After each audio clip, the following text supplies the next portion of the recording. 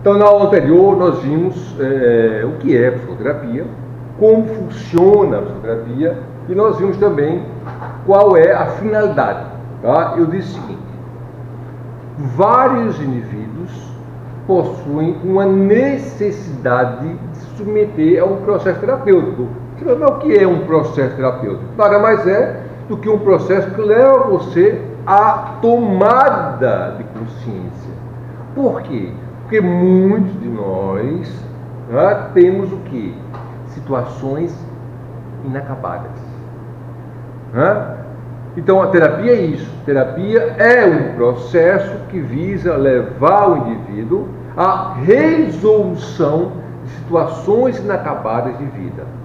Isso que é terapia, certo? Agora, lembre o seguinte: se eu tenho 80 pessoas aqui, nem todo mundo precisa de terapia.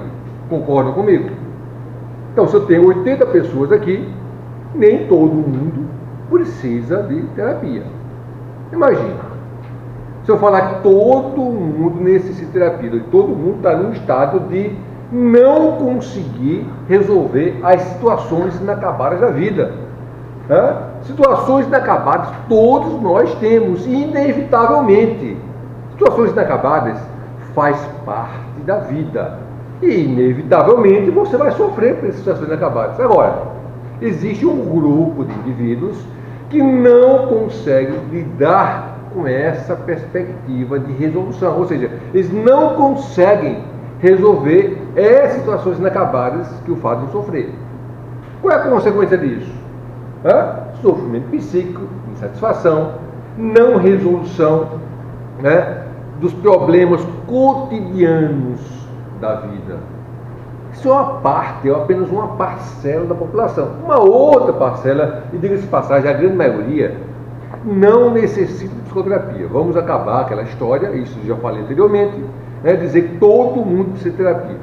Todo mundo precisa, todos nós somos neuróticos, aquela frasezinha medíocre que alguns professores falam por aí. Todos nós somos neuróticos. Todos nós somos neuróticos não, meu amigo. Primeiro, para você falar que todo mundo é neurótico, certo? Tem que definir o que é neurose.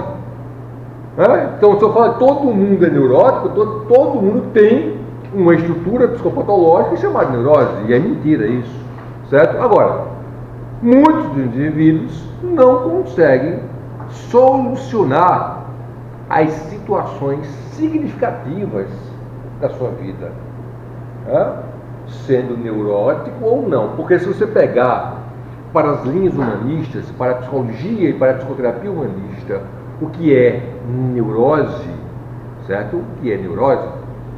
Você vai ter um conceito bastante pontual. Neurose é a incapacidade do organismo, quando as linhas humanistas chamam organismo, elas estão se referindo ao quê? A integração mente-corpo, ou seja, a totalidade psicossomática do indivíduo, certo? Agora,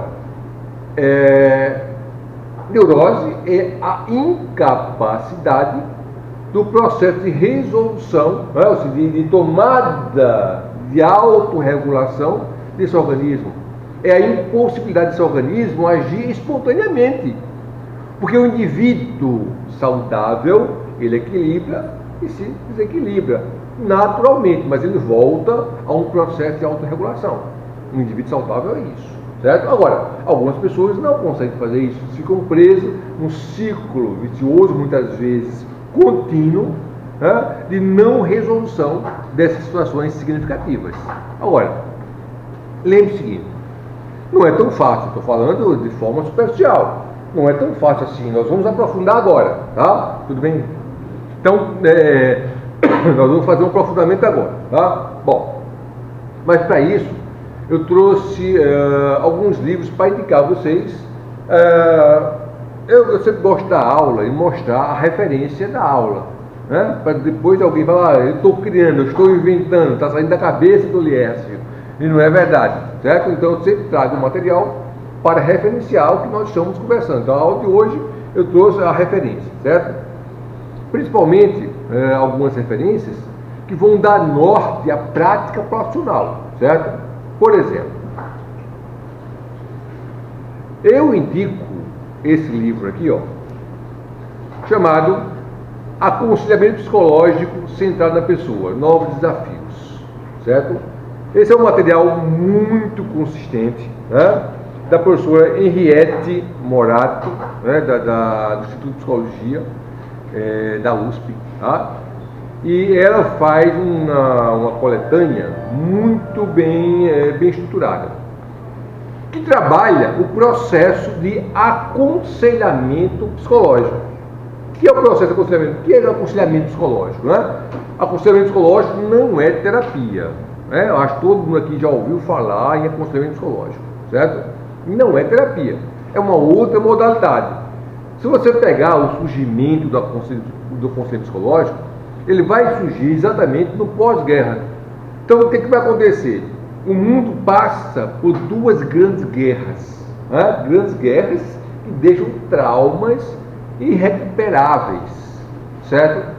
Então, nós sabemos o seguinte: a primeira grande guerra, você vai ter o pós-guerra, onde vai ter muitos indivíduos apresentando, né, uma série de distúrbios. E vários teóricos dessa época trabalharam com esses distúrbios, com esses indivíduos.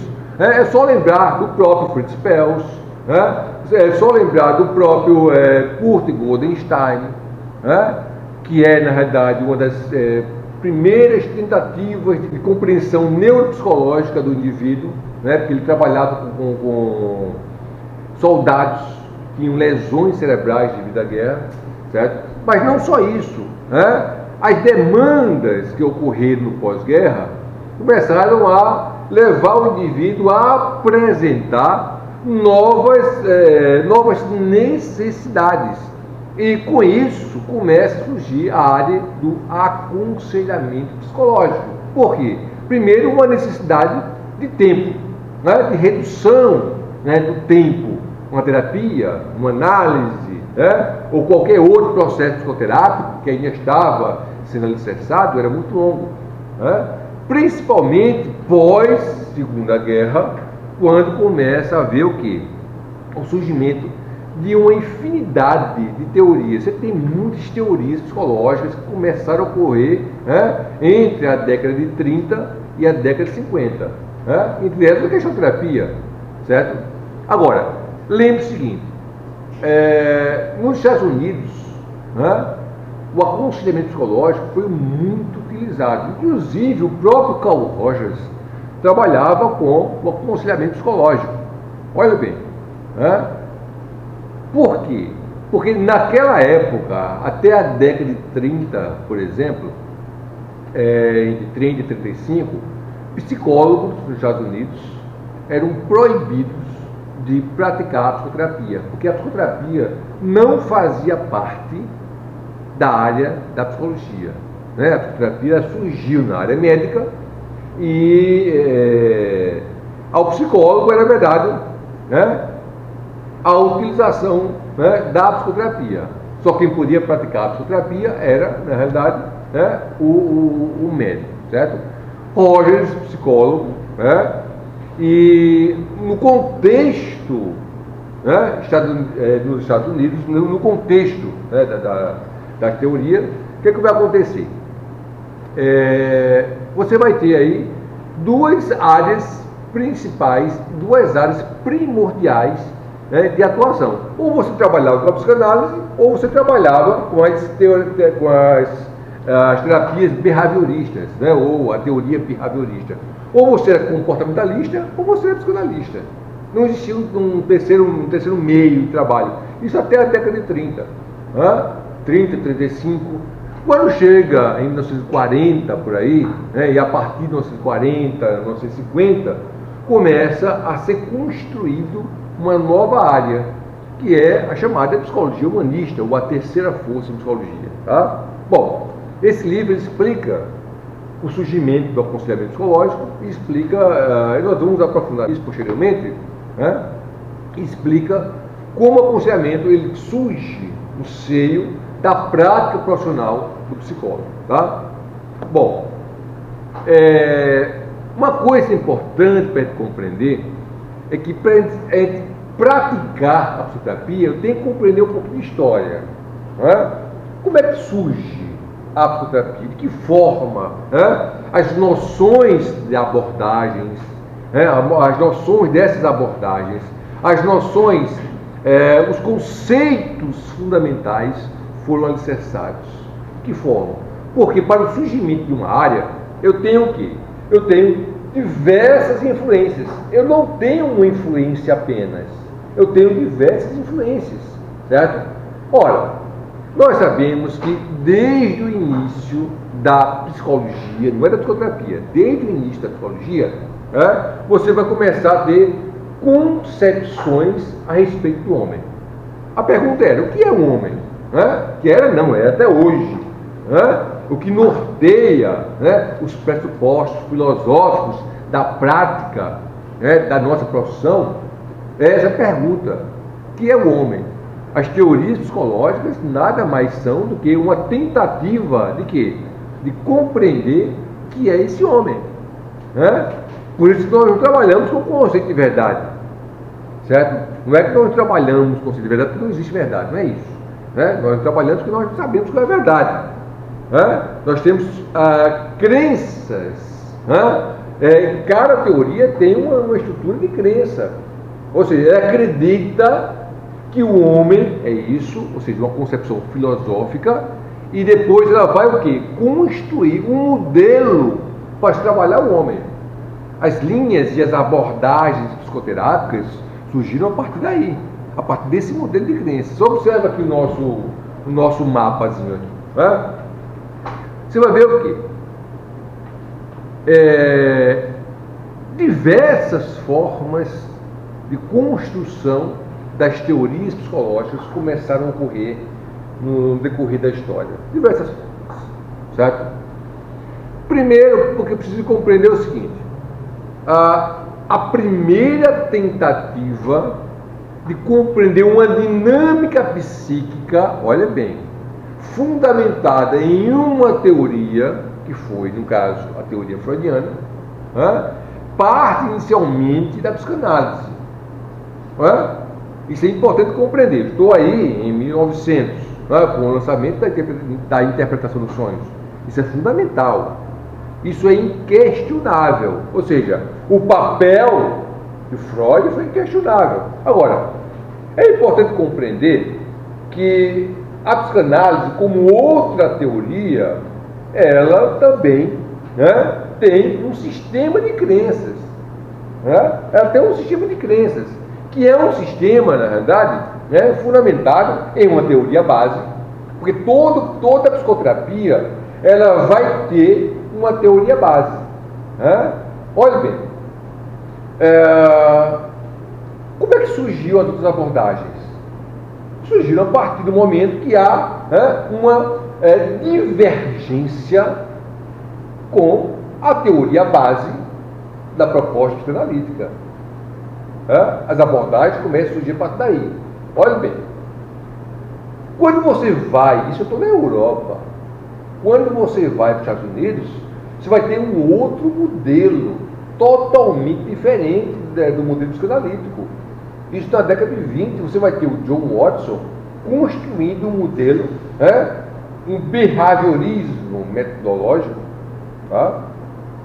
onde ele começa a propor uma compreensão através da observação do comportamento e através das possibilidades de modificar esse comportamento.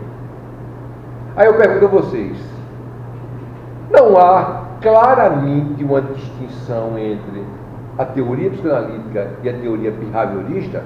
Enquanto um acredita que o modelo de funcionamento desse ser humano é um modelo baseado em uma estrutura chamada inconsciente,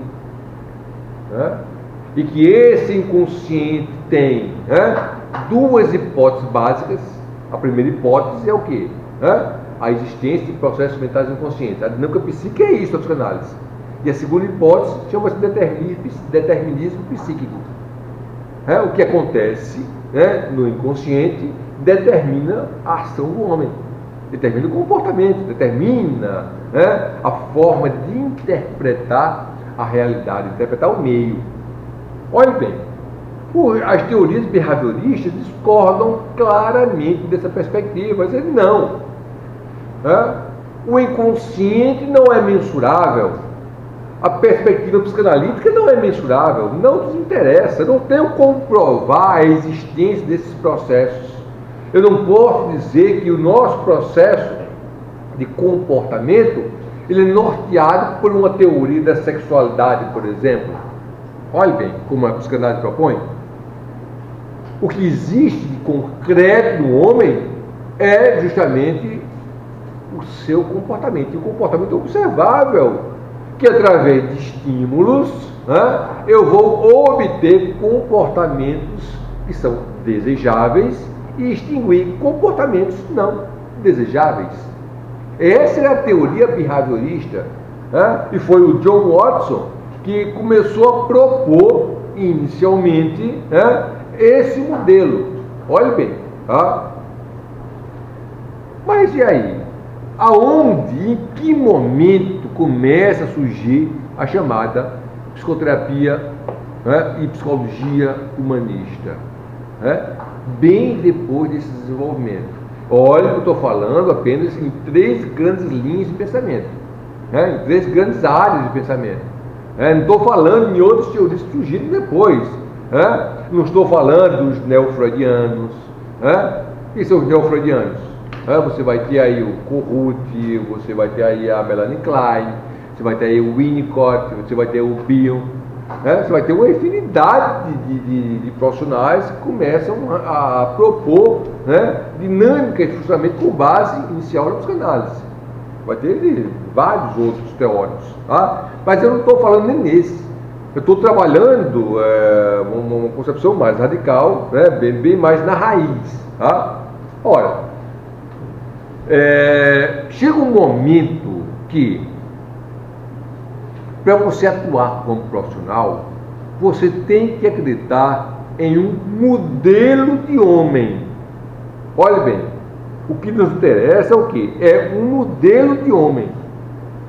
É esse modelo de homem que vai nortear a sua prática profissional.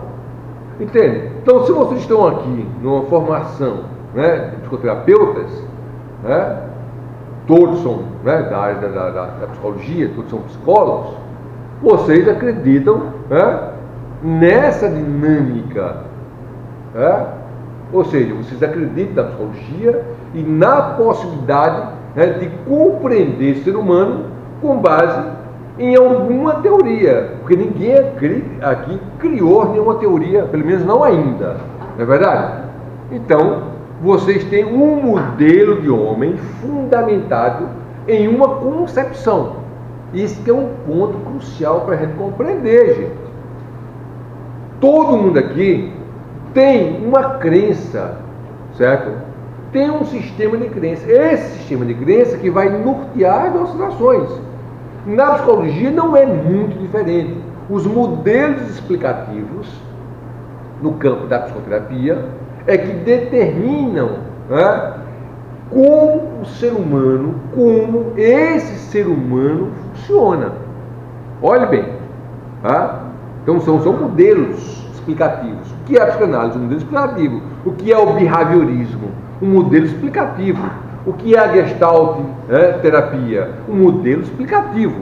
Então nós estamos falando de quê? Modelos explicativos de como o ser humano funciona. Tá? Vamos lá, tudo bem até aí. Só que tem problema grave no meio de tudo isso.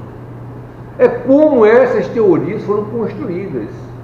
Eu não vou construir uma teoria, o surgimento de uma psicoterapia e de uma psicologia humanista, não é porque alguém disse, eu vou criar uma teoria nova. Ela tem um processo. Ela começa aos poucos, sei o quê? A ser articulada em cima de outras concepções. Muitas dessas concepções são concepções filosóficas, que é a filosofia que vai dar a compreensão desse modelo de homem, ou pelo menos uma discussão de um modelo de homem. Tá? Agora, que é importante compreender? Que a construção da psicoterapia humanista, ela se dá a partir do momento quando vários teóricos, não é um teórico, não tem uma pessoa que criou a psicoterapia e a psicologia humanista. Olha bem,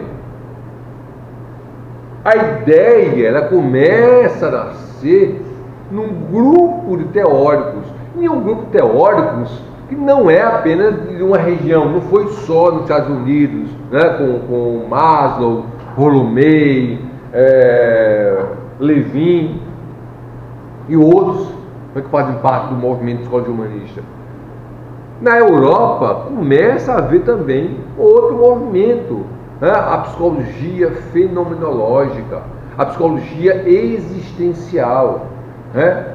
Ludwig Binswanger, amigo pessoal do Freud, por exemplo, né? O Binswanger, ele começa a discordar, né, da teoria psicanalítica. Ludwig Binswanger era um psiquiatra suíço, né? Inclusive o único, né, que fazia parte, né, do ciclo pessoal de Freud, que depois do rompimento com a psicanálise permaneceu amigo de Freud, que todos os outros, Freud rompeu com todos os outros que romperam com a teoria psicanalítica. Mas o Ludwig Binswanger, né, criador da chamada análise existencial, ele permaneceu, né, tal o respeito que o Freud tinha pelo Binswanger. Agora, é importante compreender o seguinte: esses rompimentos, né, essas confusões, essas brigas teóricas que existiram, e que existem até hoje, da concepção da psicologia, da concepção da psicoterapia, foram extremamente importantes. Por quê? Porque foi a partir dessas discordâncias, né, eu só não posso discordar de uma coisa. Né? Imagine, eu só não posso discordar daquilo que eu acredito cegamente, que deixou de ser uma teoria. Né? Porque toda teoria tem a possibilidade da negação, tem a possibilidade de eu discutir com essa teoria e dizer não concordo por isso, isso e isso. Né? Agora, se eu não consigo, na realidade, né, discordar, ter um princípio da refutabilidade, eu já estou discutindo uma crença tão enraizada que virou uma doutrina. Quer dizer, nada vale a pena se não for a minha concepção teórica. Por quê? Porque, infelizmente, né, alguns profissionais acreditam que a teoria que eles escolheram para trabalhar é a verdade única e absoluta. E não é verdade. Né? E não é verdade. Todas as terapias funcionam. Todas. Agora, nós temos o mesmo objetivo. Todas as terapias têm o mesmo objetivo. Tá? Trabalhar o homem. Trabalhar o homem para quê? Para a melhoria da sua qualidade de vida. É isso que é uma teoria. Certo? Agora, outra coisa é quando a gente fala assim. Se todas têm o mesmo objetivo, mas eu me dou o direito de discordar da forma que eu vou abordar esse ser humano, da forma que eu vou abordar o meu paciente. Olha bem, porque aí eu estou falando em quê? Em métodos e técnicas de trabalho, certo? Então começa a haver uma divergência teórica, e que essa divergência teórica ela vai modificar a forma que eu trabalho o indivíduo. Esse foi um ponto crucial, certo? No surgimento das chamadas psicoterapias, principalmente da psicoterapia humanista. O que vai acontecer? Um pouquinho de história da psicologia. Vamos compreender um pouquinho da história da psicologia nesse meio, certo? Vamos contextualizar nesse mapa que está sendo projetado para vocês. Quando você olha, por exemplo, quando você fala assim, a psicologia, né, que é um quebra-cabeça. Não esqueçam que a história da psicologia e a história da psicoterapia é um quebra-cabeça. O que vai acontecer? É assim, a psicologia foi datada, né, por seu nascimento, certo?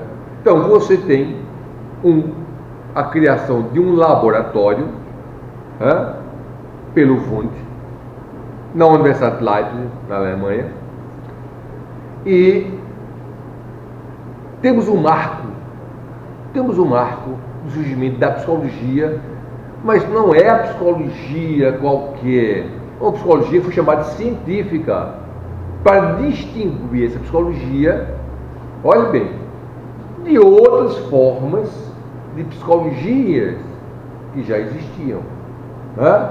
Ou seja, o conhecimento psicológico sempre existiu. Se você pegar, você vai ter conhecimento psicológico em Aristóteles, você vai ter conhecimento psicológico em vários, né, filósofos, você vai ter na Grécia Antiga, olha bem, você vai ter conhecimentos psicológicos na sociologia, você vai ter conhecimentos psicológicos na antropologia, na filosofia. Olha bem, o que o Wundt fez, na realidade? Tentou trazer para a área, para um campo único, que foi denominado psicologia científica, olhe bem, esses conhecimentos. Aí surge um novo campo de saber, que é a psicologia tal como nós conhecemos hoje, a psicologia científica, ou dita científica. Tá? Aí está, Lécio. E o que isso tem a ver com o surgimento da psicoterapia? Tudo. Sabe por quê? Porque assim, psicoterapia não é psicologia. Não se iludam. Psicanálise não é psicologia. Certo? Psicologia é um campo de saber totalmente diferente da nossa prática enquanto psicoterapeuta. Apesar que, como eu falei, todos são ou psicólogos ou são estudantes de psicologia. Vocês passaram ou estão passando, estão na universidade, para aprender uma prática profissional chamada psicologia. Tudo bem. Agora, a psicoterapia, ela não surge no campo da psicologia. Ela é posterior à psicologia. Ela é posterior à psicanálise, por exemplo. Certo? Nessa estrutura, o que nós vamos ter? Nós vamos ter um desenvolvimento. Você vai ter aí o quê? Você vai ter o surgimento desse movimento que é a psicologia enquanto ciência. Você, no laboratório da Universidade de Leipzig, você vai ter estudantes que foram aprender essa nova ciência. Inclusive, uma coisa interessante, quando começou a ser ofertado essa nova área de saber, teóricos do mundo inteiro iam para a Alemanha aprender essa nova área de saber chamada psicologia científica. Teóricos do mundo inteiro. Entre eles, Eduard Bradford Titchener, que criou a primeira escola de psicologia norte-americana, que foi denominada estruturalismo. Olha só, denominada estruturalismo, que tinha como método, olha só do método, você vê que o método está em tudo, o método está em tudo, que o método era o método da introspecção.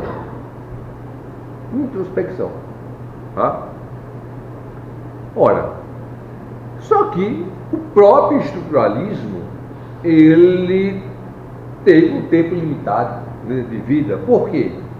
Porque outros teóricos começaram a contrapor a sua ideia à teoria do Titchener. E aí você vai ter a finalização, ou seja, o término da vida do estruturalismo, e vem o chamado funcionalismo. William James. William James era um filósofo, pensador, pragmático, psicólogo, mas não gostava de ser identificado como psicólogo. Você tem uma ideia, William James, ele dizia assim, toda vez que ele ia proferir uma palestra, ele disse: não me chame de psicólogo, não me apresente como psicólogo, eu sou filósofo. Ele chamava a psicologia de essa cienciazinha. Olha só, William James chamava a psicologia de essa cienciazinha. Olha bem, que acontece? O James cria, né, uma outra escola, né, chamada funcionalismo. Agora, como eu falei, na estrutura da formação histórica da psicologia, muitas teorias têm, né, o início, normalmente, a finalização. Né? O funcionalismo, ele foi o quê? Né? Foi descartado posteriormente. Né? A estrutura, né, social, científica, acadêmica norte-americana começa a lançar mão, né, de uma teoria que foi chamada de behaviorismo, ou como nós chamamos, o comportamentalismo, né, do John Watson. Olha, você tem uma ideia, né? Isso aí, o John Watson, né, começou a ficar no auge, né, desde a década de 20, meados da década de 20, 1924, 25, 26, por aí. Olha bem, e o John Watson, ele tomou uma abrangência teórica dos Estados Unidos absurda. Você ter uma ideia, John Watson, ele tinha até programa de rádio, né? Ele ensinava a sociedade norte-americana a cuidar dos seus filhos. Olha bem, né? Tudo isso com o quê? Com a teoria behaviorista, não aquele behaviorismo que nós conhecemos hoje. Né? O behaviorismo que nós conhecemos hoje é um behaviorismo de Skinner, né? Chamado de behaviorismo radical. Estou estudando as origens da teoria behaviorista. O que vai acontecer? O John Watson, na verdade, escreveu um livro que foi best-seller nos Estados Unidos, né? Foi livro de cabeceira, né, de todas as famílias norte-americanas, chamado O Cuidado Psicológico, né, do Bebê e da Criança. Imagine, né, ensinando, né, como, né, as famílias deveriam tratar os seus filhos. E lá pelas tantas, você pega o livro, pega o clássico, ele vai dizer assim, os conselhos que ele dava no livro é assim: não devemos beijá-las nem abraçá-las, se referindo às crianças. Não devemos beijá-las nem abraçá-las. Né? Nada dessa história que o brasileiro tem de botar a criança no colo, beijar, isso é algo inaceitável para a teoria da época, né? Segundo John Watson. É só você pegar o livro de John Watson e vai ver. Né? Então o que acontece? Não devemos beijá-las, né? Não colocar no colo, nada disso era permitido, né? Porque você estragava a criança. Né? Quando, aí tem uma frase, uma partezinha no livro dele, diz assim: quando, né, elas saírem numa atividade excepcionalmente bem, você passa a mão na cabeça dela. Olha a questão do reforço, né? Olha, não é qualquer atividade. Quando ela sair excepcionalmente bem em uma tarefa, passe a mão, né, na cabeça dela. Olha os conselhos que ele dava, né? E aí o que acontece? Você vai ver, né, que muitas famílias começavam a utilizar isso. Né? Uma sociedade altamente pragmática. Esse foi a estruturação do behaviorismo inicialmente, né, com o John Watson. Imagine, John Watson teve vários escândalos, casos com alunos da universidade, foi demitido de várias universidades, né, devido a esses escândalos sexuais. Né? Agora, um ponto do John Watson, né, é que ele teve, né, dois principais filhos do John Watson. Um se matou, né, e o outro virou um profissional dos Estados Unidos que conseguiu, né, se recuperar depois de muitos anos sendo submetido a um processo analítico. Né? E um dos depoimentos do filho, ele dizia assim: o meu pai, quer dizer que o pai era uma pessoa fria, e que ele levava, né, a teoria dele, né, extremamente a sério, os princípios, os conceitos da teoria, extremamente a sério, principalmente no seio familiar dele. Ele criou os filhos com base na teoria dele. Né? Esse foi o behaviorismo inicial. Lógico, estou falando de John Watson, Lógico que depois essa estrutura metodológica foi modificada, né? Aí você vê o Skinner, né, surgindo com um behaviorismo radical, né? Agora, o que isso tem a ver com a nossa aula? No meio de tudo isso, começa a chegar nos Estados Unidos, né, na década de 20, a teoria psicanalítica. Olha bem, em meio, né, a uma estrutura behaviorista, né, extremamente enraizada, né, a psicanálise vai para os Estados Unidos. Olha bem, vai como? Com as palestras do próprio Freud. Né? Freud deu uma palestra, inclusive foi acompanhado até pelo Jung, e ao final da palestra, falando sobre os ensaios sobre a sexualidade, e imagine, falando, né, por uma sociedade religiosa, uma sociedade mais fechada, né, uma sociedade norte-americana que era naquela época, né, mais radical, pragmática, ele falando sobre sexualidade infantil. Imagina, né? E assim, a reação da plateia foi, né, um pouco assustadora. E quando Freud sai, né, da palestra, ele olha para o Jung e ele comenta com o Jung e diz assim, se referindo à psicanálise: eu trouxe a peste para a América.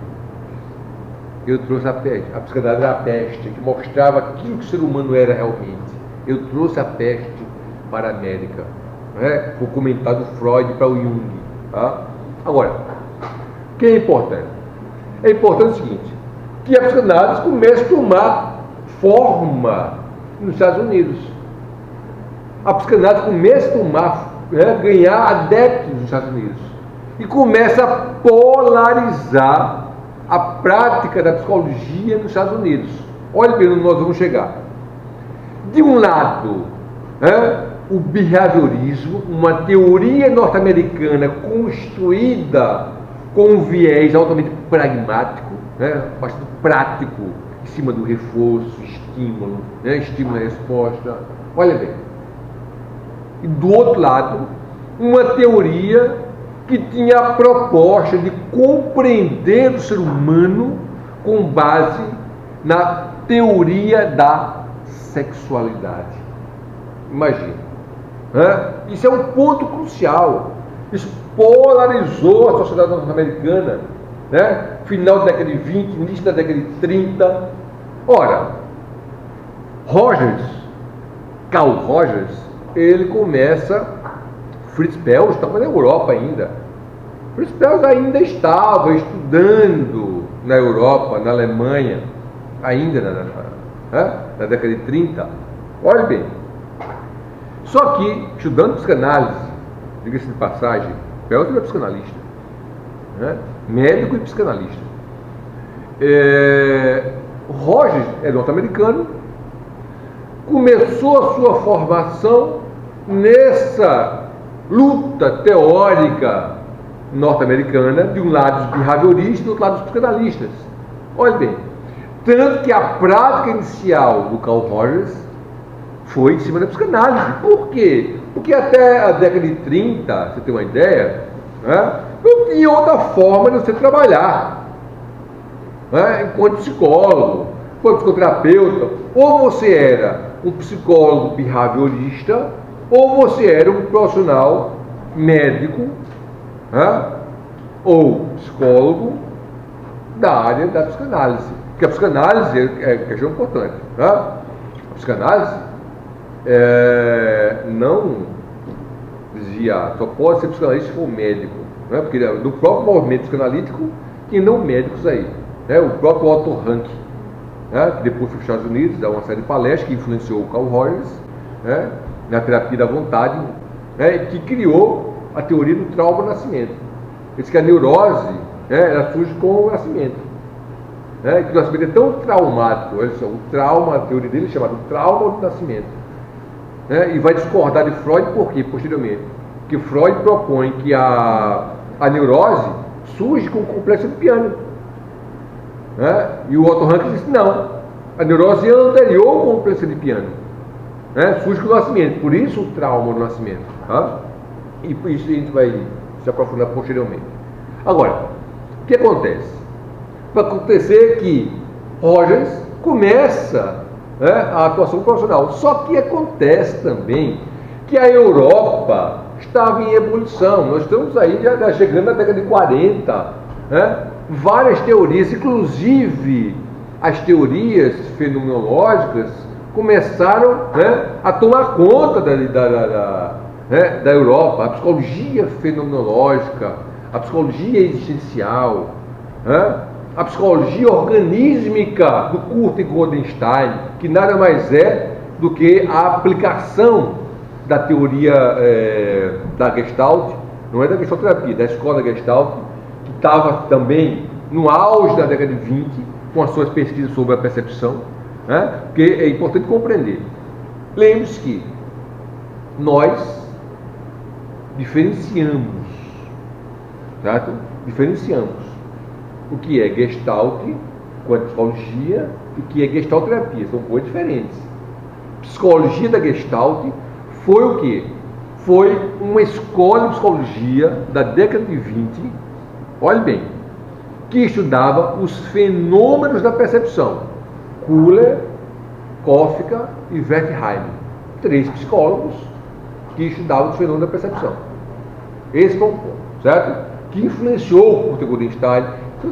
Resumindo, a escola de Gestalt nada mais é do que a aplicação da teoria da fenomenologia na psicologia. Tá? Vamos lá. Do outro lado, não nos Estados Unidos, mas do outro lado, na Europa, Peltz, psicanalistas. E aí nós começamos já aquele movimento. Você vê que psicologia e história tem tudo a ver. Você vê que as duas guerras foram altamente traumáticas e altamente pontuais na história da psicologia. Nós já estamos beirando a Segunda Guerra na década de 40. Olhe bem. Chegando na década de 40, beirando a Segunda Guerra, só que a situação na Europa ficou insustentável para quem era judeu. Freud começou a ser perseguido em Viena. Vários judeus iam para o campo de concentração, já quando a guerra começa a ser estabelecida. Peltz era judeu, alemão judeu. E o que acontece? Peltz, ele psicanalista,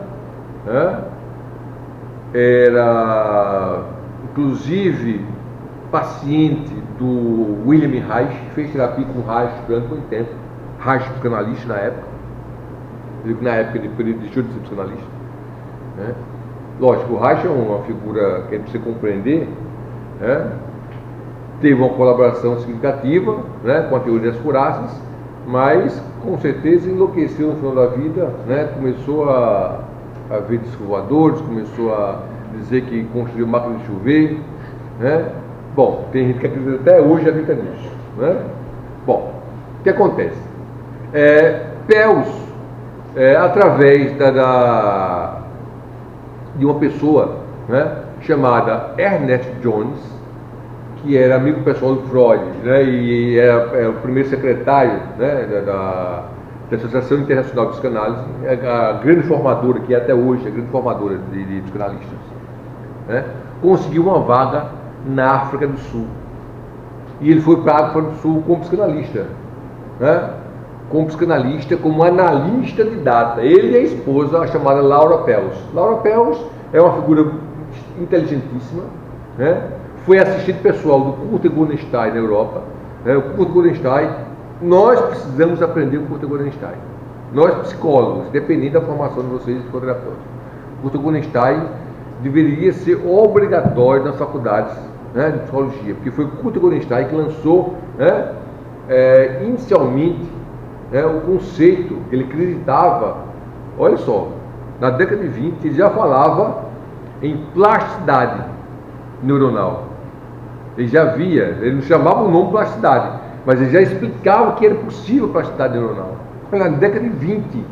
Imagine, hoje a neurociência já explica como funciona, mas o Bodenstein já falava isso na década de 20, explicando a plasticidade com a teoria da fenomenologia, com a teoria da Gestalt, não é a Gestalterapia, da psicologia da Gestalt.